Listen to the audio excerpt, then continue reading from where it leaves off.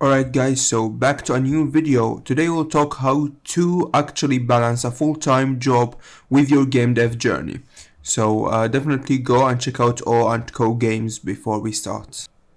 Have you ever played a successful indie game and thought to yourself, geez, I could probably make something like that? Or maybe you have a better sense of reality, and while you know it'd take an immense amount of work to make something like, say, Pizza Tower, it's still something you want to at least try to do. The thing is that so first, if you did not till now started game dev and you're just deciding if you should start game dev or not, if you are still young, we're talking 16, 17, it's the best time to start at game dev, because now you do not really need to do a full-time game job or a full-time job at any place to sustain yourself, so you can just learn game dev full time. So it's a better way to start in game dev.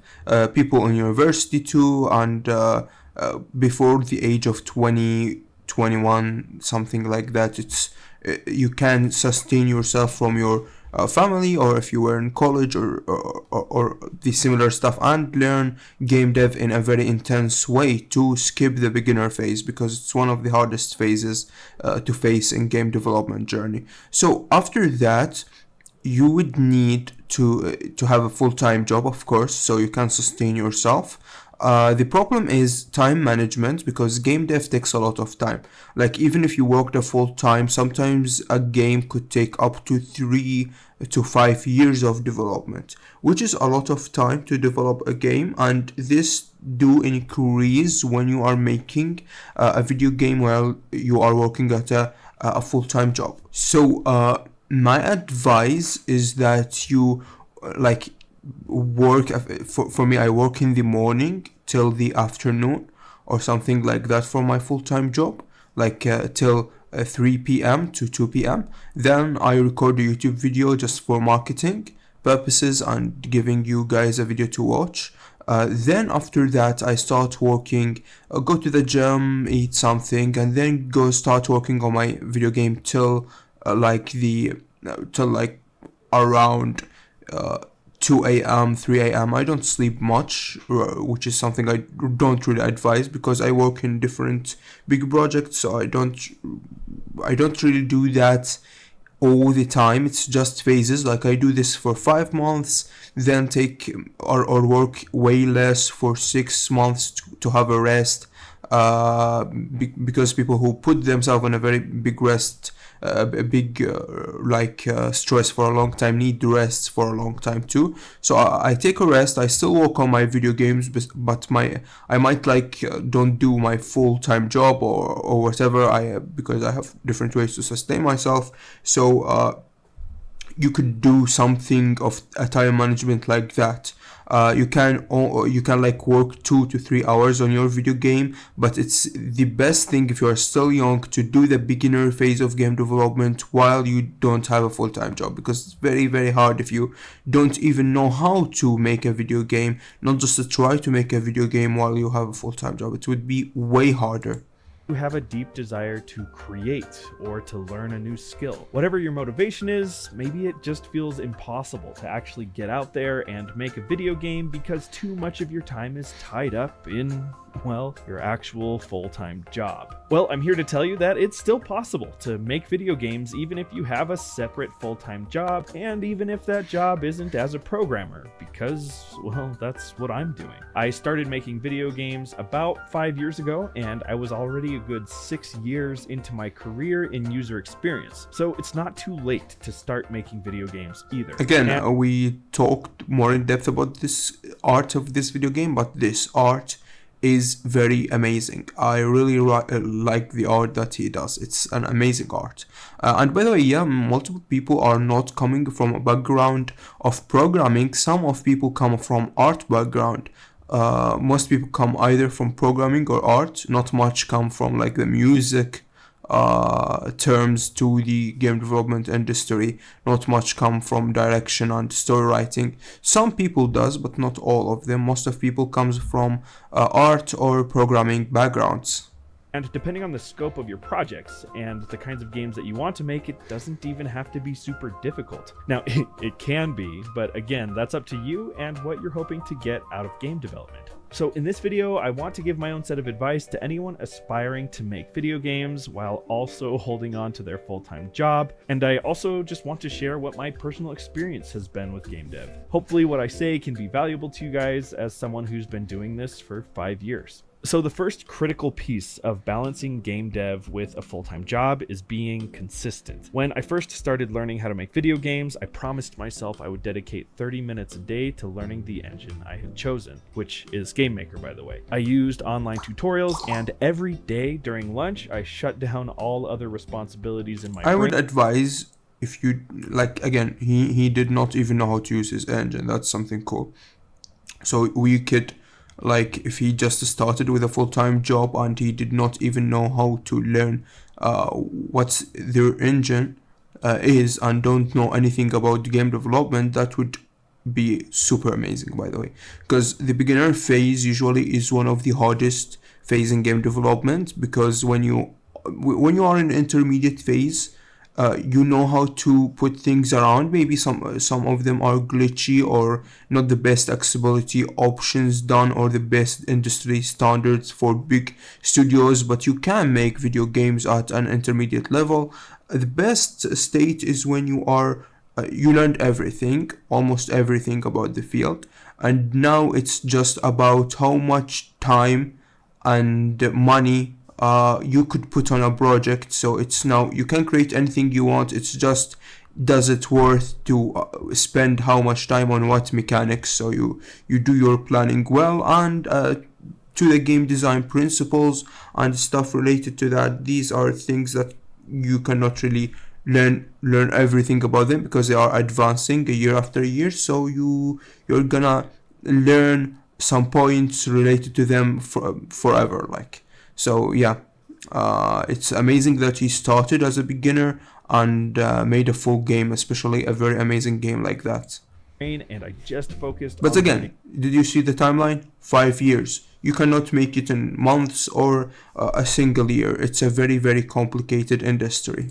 in game development. It only took a couple months of working through tutorials before I started feeling like I could make my own ideas come to life. I think part of why that worked for me was because it was a relatively reasonable commitment, just 30 minutes a day. It was pretty sustainable, and from a sort of psychological standpoint, it was easy to get started knowing I was just dedicating 30 minutes to it. Now, I would commonly take time in the evenings too, because I really was pretty excited to learn, but always having a specific time in the day that I looked forward to was a great way to sustainably stay consistent. Even now, 5 years later, I hold myself to a specific number of hours each week to dedicate to game development, with specific windows of time carved out just for working on our game Tethergeist. Which, again, if you could discipline yourself on different like hours or a very tight schedule like this, you can do it. Some people just love to work when they feel like it, but you got to limit how much you feel like it, like, because some people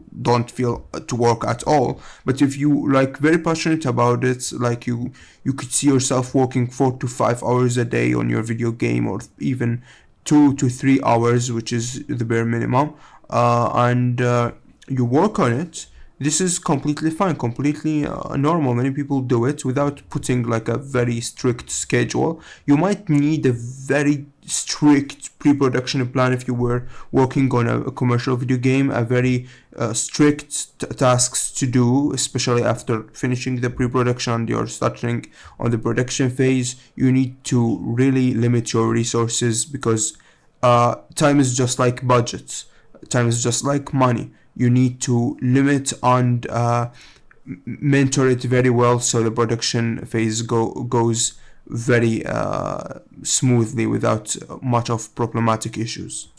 the way you should wish list on Steam if you're into precision platformers. I've got a link below. Anyway, for me personally, I usually spend 20 or more hours a week on this project, usually in the evenings and on weekends. For your projects, that might look very different, depending on how big your game is and how quickly you want to finish it. So that kind of brings me to my next bit of advice. You need to be willing to sacrifice other things in your life if you want to have time to develop games. Yeah, of course. You're gonna sacrifice a lot of things. To me, I sometimes stop playing video games for months just so I can finish a very tight schedule and to finish a video game that we are already working on. So sometimes you're gonna sacrifice a lot of stuff that you do. Maybe for some people, their health, they cannot track their health properly, which is a very bad thing. You should not do it. You should try to balance the basics things to do in your life as much as possible without destroying like your health, your relationships with people just because you're working on your game. So try to do it as much as balanced as possible, and try to limit the things that you do just for fun or for maybe like I love cooking. I stopped cooking when I started a very strict production phase, like these past months, just because I don't have really the time to cook all my meals, and especially that I'm passionate about it. So that's why you should sometimes limit the things that you really like, just so you can finish the tight time in the production phase. Side of your full-time job, because post-production and pre-production are way easier and are way less tiring on timeline perspectives more than the production phase.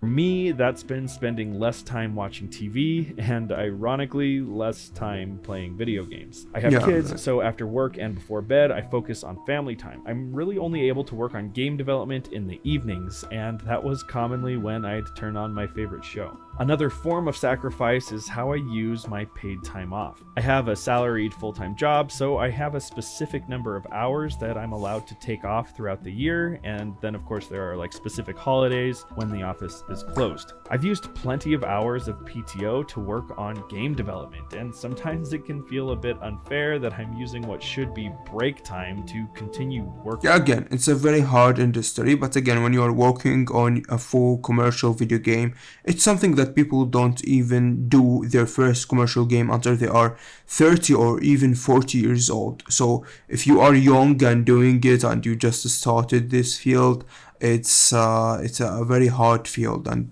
publishing a commercial game, a serious commercial game, is no joke. People literally spend most of their lives just to develop 1 or 2 games at most. So don't be discouraged. Take your time. If you feel very like it, take a break, especially for your health, for your family. In the end, it's just an industry and it's just passion. You should not kill your responsibilities that are upon yourself and upon your family just because you are doing something. You should not ignore the responsibilities that you have toward them and toward yourself. So go take care of your health and family first. Took time of your things that you love to do, if it was cooking, watching shows, playing video games itself, and put it in game development if you really enjoy it. Again, if you are just here for the money, game industry is not one of the best industries at generating money for small entrepreneurship, because most of the people do it just because they like making video games. There are multiple other industries that generate way more money for small startups. But at the same time, I've chosen to spend my free time that way, working on video games. So sometimes I have to sacrifice TV time, and sometimes I have to sacrifice PTO. But again, the amount of sacrifice is largely up to you. Just be smart about preserving time for all of the other things that fill your bucket. Within that same line of thinking, game development can commonly be one of the things that does fill your bucket. So one of my bits of advice is to learn to love game development. And I don't just mean the inherently fun parts of it, but all of it. Learn to love debugging, learn to love marketing your game, learn to love playtesting it with strangers. Yeah, try not to criticize hard the things that you really don't like about game dev, because you're gonna ignore them, and usually ignoring these parts could make your game suck and it could make your life way miserable. So try to understand the things that you are hating in the game dev industry right now. So for people it's art, for some people it's programming, for some people it's marketing. So try to love the things that you hate. It will change a lot. It will make you more relaxed when you work about game dev, because you know every part of this, you love it. There's no part of it you don't like it, so you don't feel like, oh, I need, after I finish like the art, I need to do the programming, and oh my god, how much I hate programming, or oh, how much I hate level design and stuff like that, which could make you miserable while you even working on the things that you like. So you should try to love even the things that you hate about the industry. Learn to love negative feedback and then use your learnings from that. Especially that. Try to take feedback and constructive criticism more seriously, and try to understand people that are doing it are not trying to attack you. They just played the video game just like you used to play the video game. They thought something was wrong and just wanted to talk about it, and them talking about it and giving constructive criticism, is a good thing, because it means they took an interest. It means that you just have this thing, this tiny thing of the full production that is wrong. They took interest in your project, and that made them, even they liked it. They just did not like this part of it. So you need to fix it. So it's a very good thing to have constructive criticism on your game. Take it in a very good way. Try to stay professional, of course. That feedback to refine and improve your game, and learn to love going through that process. First 10 times is gonna be hard for you. I know it. First, even 100 times getting criticism could be very, very depressing for multiple people. So don't be discouraged if you got like a bit raged, if you saw negative feedback, or you strongly disagreed with it. It's okay. You're gonna pass through this phase. The more you can enjoy the experience of making video games, the easier it becomes to dedicate the time that it will require. And my last bit of advice is to be patient on several different levels of granularity. Day to day, it takes a lot of patience to get new features working or to make new artwork. Code frequently feels like it's fighting back, and sometimes I'll spend 2 hours on something that, in my opinion, should have taken just 10 minutes to complete. Bugs come up. And again, it's a very long production phase. Sometimes take years. So don't be discouraged just because one day looking too slow in production. Be more patient. It's gonna be a years of development till you finish the project properly. So don't stress yourself over a production that's a bit slow for a day or two.